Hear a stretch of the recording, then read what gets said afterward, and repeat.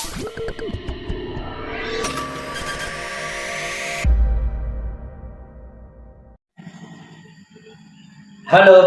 Assalamualaikum warahmatullahi wabarakatuh.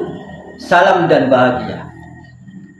Setiap siswa adalah individu yang unik, dengan gaya belajar, minat, dan kemampuan yang berbeda. Pembelajaran yang efektif adalah pembelajaran yang mengakomodasi keberagaman ini. Dan jawabannya adalah pembelajaran berdiferensiasi. Namun, untuk mencapai potensi yang lebih maksimal, pembelajaran berdiferensi belum cukup. Karena pembelajaran yang efektif tidak hanya tentang bahan ajar, materi dan kegiatan yang berbeda, tetapi juga aktivitas yang menarik, yang interaktif dan melibatkan aktif siswa. Dan itu bisa dilakukan pada metode marketplace activity. Coba kita bayangkan, proses jual beli di marketplace kita hadirkan dalam proses pembelajaran, di mana siswa akan melakukan aktivitas jual beli materi dan hasil produk diferensiasinya, dan juga didukung dengan penggunaan teknologi terkini untuk proses dan sumatif interaktifnya. Menarik bukan? Di video kali ini saya akan membagikan proses pembelajaran yang saya sebut sebagai teknik DIMSU.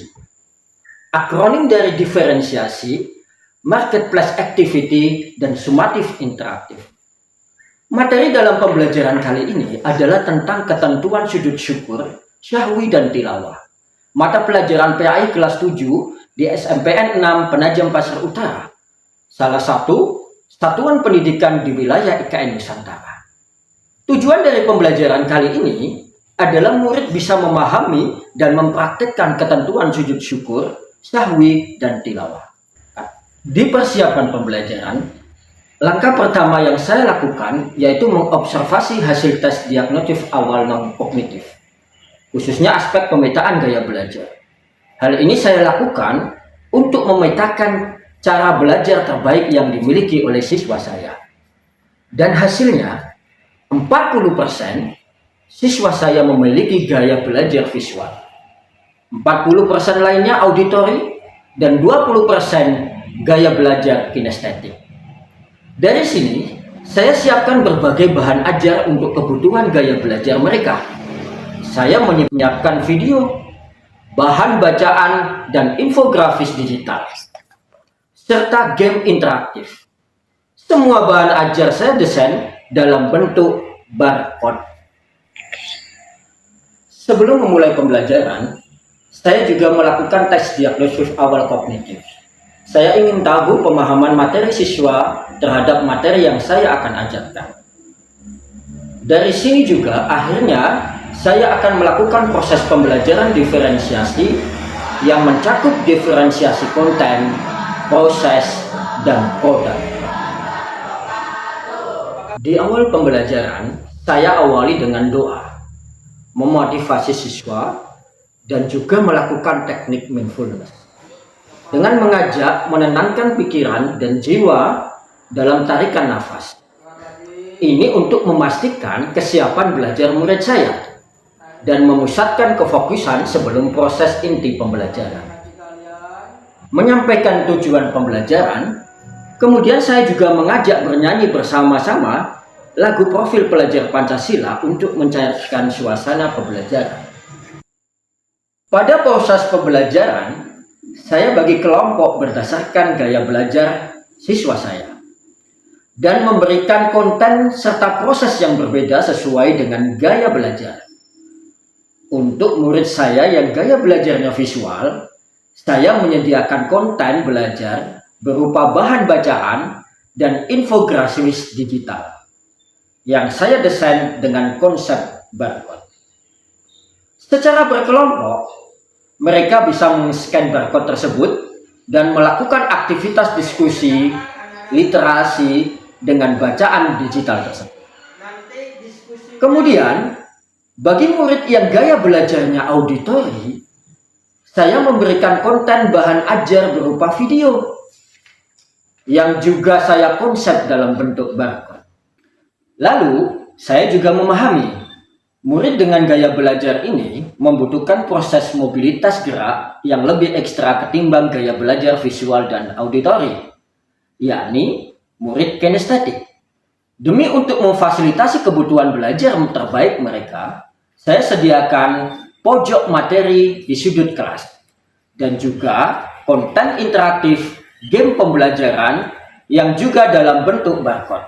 Dalam memfasilitasi diferensi proses dan produknya, murid dalam kelompok gaya belajarnya dapat mendiskusikan dan membuat produk pembelajaran bersama, yang tentunya juga berbeda-beda.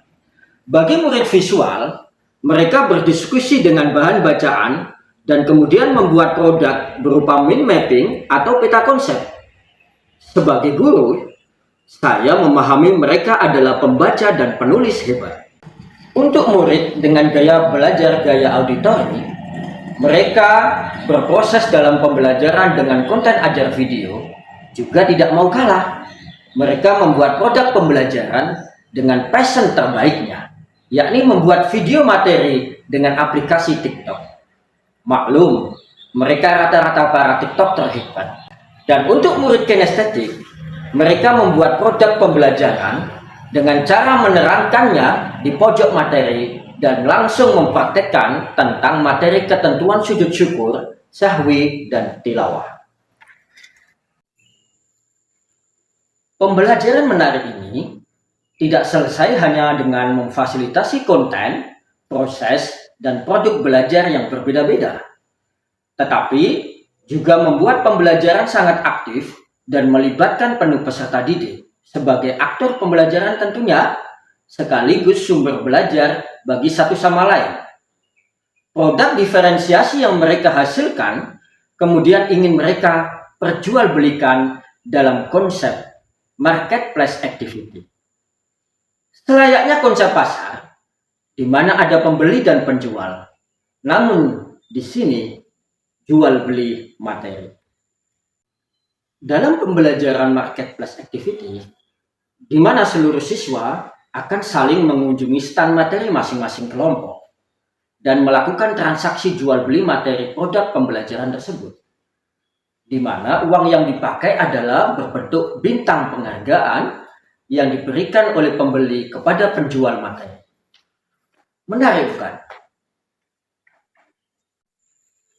Di akhir pembelajaran, saya melakukan refleksi dan juga sumatif akhir tujuan pembelajaran, di mana saya menggunakan aplikasi Wordwall untuk mendesain sumatif dan refleksi menjadi sangat interaktif, karena saya hadirkan dalam bentuk game yang sangat menarik dan sangat interaktif.